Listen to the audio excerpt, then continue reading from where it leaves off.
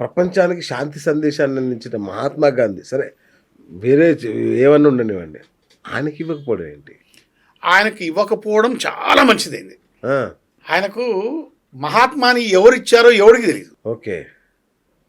మహాత్మా గాంధీ అన్నాడు. ఆ! ఈ మహాత్మను ఆయనకు గాంధీ గారికి ఎవరిచ్చారు? ఒక సమావేశంలో రవీంద్రనాథ్ ఠాగూర్ మహాత్మా అన్నాడంట. పాపం ఆయనకు వచ్చేసింది. అంటే రవీంద్రనాథ్ ఠాగూర్ పరిస్థితి ఏంది? ఆయన ఏంది ఇన్స్టిట్యూషన్? ఆయనకేం లేదు. ఏ విధంగా అతను ఆయనకు బిరుదిస్తాడు? ఏ విధంగా అతను తీసుకుంటాడు? మొత్తం జాతి అంతా కూడా అతను మహాత్మా అని అంటారు. నాకు అర్థం కాదు. ఇది చాలా ఉన్నాయి మనం మాట్లాడే. మహాత్మా ఇతను కాదు, ఇతని కన్నా ముందు మహాత్మా ఉన్నాడు. దాని గురించి అవునా? ఓకే. నిజమైనటువంటి మహాత్మా వేరే అతను. ఓహో! అయితే ఇంకోటి అన్నగారు తమాష ఏం తెలుసా నీకు? నేను ఎందుకు మహాత్మా గాంధీని చెప్పాల్సి వచ్చింది అని చెప్పేసి గాడ్సే 600 పేజీల కన్ఫెషన్ రిపోర్ట్ ఇచ్చాడు. 600 పేజీలు, 600 పేజీలు. అతను మహాత్మా గాంధీని కాల్చి పారిపోలే. ప్రార్థన అయిపోయింది, బయటకు వచ్చాడు, ఎదురుగా నిలబడ్డాడు, కాల్చాడు. ఎన్ని గుండ్లు? 2. తమాష ఏం తెలుసా నీకు? డెత్ సమ్మర్లో 3 గుండ్లు ఉన్నాయి లోపల. ఇంకో గుండు ఎవడు కాల్చాడు ఎవడు తెలియదు. ఇంతవరకు చెప్పలే. 2 గుండ్లు ఆయన కాల్చాడు. ఆయన దాంట్లో పిస్టల్లో కూడా మొత్తం 6 గుండ్లలో 2 గుండ్లే పోయినాయి. మిగతా ఆయనకు రెడీమేడ్ గా దొరికినాయి. ఆయన పారిపోలే, ఇచ్చాడు. అరెస్ట్ అయినాడు, పోలీస్ స్టేషన్ పోయినాడు. కానీ ఆయన బాడీలో 3 గుండ్లు దొరికినాయి. ఈ 3వ గుండు రహస్యం ఏంటి? ఇంతవరకు ఆ 3వ గుండు గురించి రహస్యాన్ని ఎవడు ఛేదించలేకపోయాడు. ఓట్ చోరీని రాహుల్ గాంధీ తిరుగుతున్నాడు. ఆ 3వ గుండు గురించి తిరుగురాను ఆయన. ఊరికి అనవసరంగా ఎందుకు అని చెప్తాను. పేరు పెట్టుకునేందుకు కనీసం ఆ 3వ గుండు ఎక్కడి నుంచి ఉందన్నా మరి పరిశోధన చేయాలి కదా. మనం కూడా పరిశోధిద్దాం అసలు. రాహుల్ గాంధీ ఆయన పరిశోధన చేయాలి. ఆయన పేరు పెట్టుకుని ఆయన కదా, నీకు కాదు కదా పేరు వచ్చింది.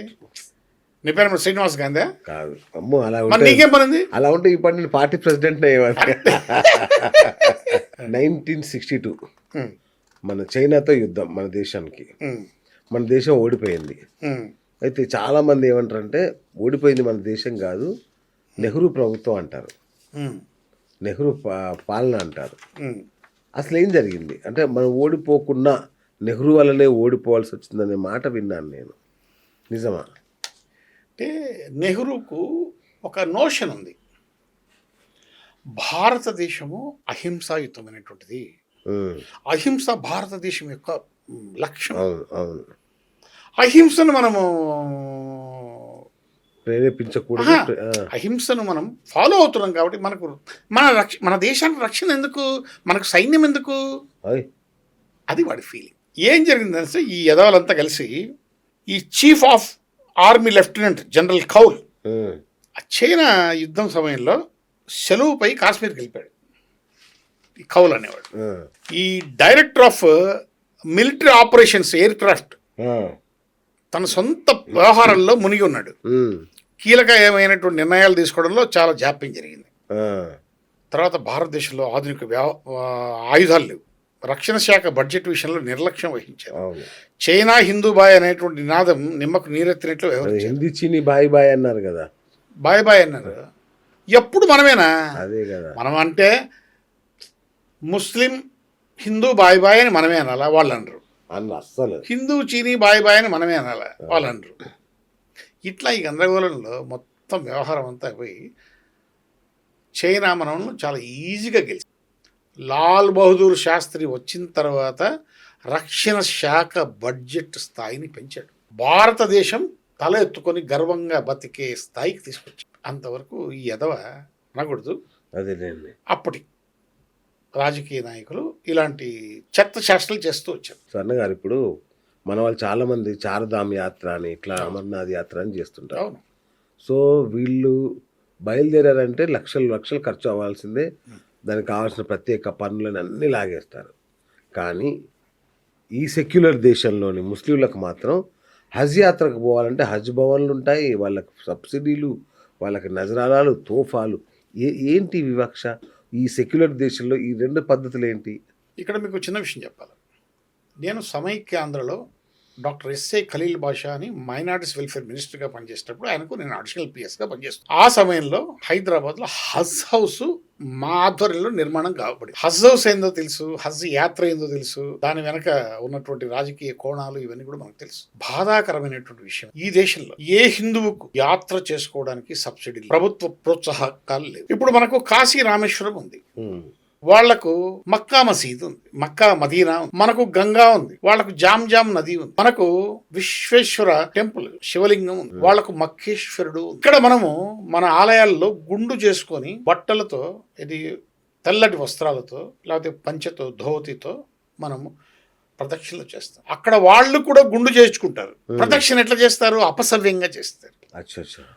మనకు వ్యతిరేక దిశలో వాళ్ళు ఇచ్చేస్తారు. వాళ్ళ దేవుణ్ణి వాళ్ళు ముద్దు పెట్టుకుంటారు. మన దేవుని మనం అభిషేకించి ఆ అభిషేకం జలాన్ని మనం చల్లుకుంటాం. కానీ భారతీయ ప్రభుత్వం తప్ప ప్రపంచంలో ఏ దేశము హజ్ యాత్రకు ముస్లింలకు సబ్సిడీ ఇచ్చినటువంటి దాఖలాలు కానీ ఇది కానీ లేవు. Please note this point. ఒక్క భారతదేశం మాత్రమే ముస్లింల హజ్ యాత్రకు నిధులు సమకూరుస్తుంది, సబ్సిడీ ఇస్తుంది, నిధులు సమకూరుస్తుంది, సిబ్బంది, వ్యవహారాలు, ఇంకోటి అన్ని. దీనివల్ల భారతదేశం నుంచి హజ్ యాత్రకు పోయే వాళ్ళ సంఖ్య రోజు రోజుకు పెరుగుతుంది. కరెక్ట్. నువ్వు కాశీకి పోవాలంటే నీ బంధువులు తీసుకోవాలంటే నువ్వే ఖర్చు పెట్టుకుని పోవాలి, నిలువు దోపిడీ చేసుకోవాలి. తిరుమల పోవాలంటే నువ్వు పోవాలి, ఆన్లైన్లో టికెట్ అప్లై చేసుకోవాలి. చిన్న మాట చెప్తే మీరు ఆశ్చర్యపోతారు.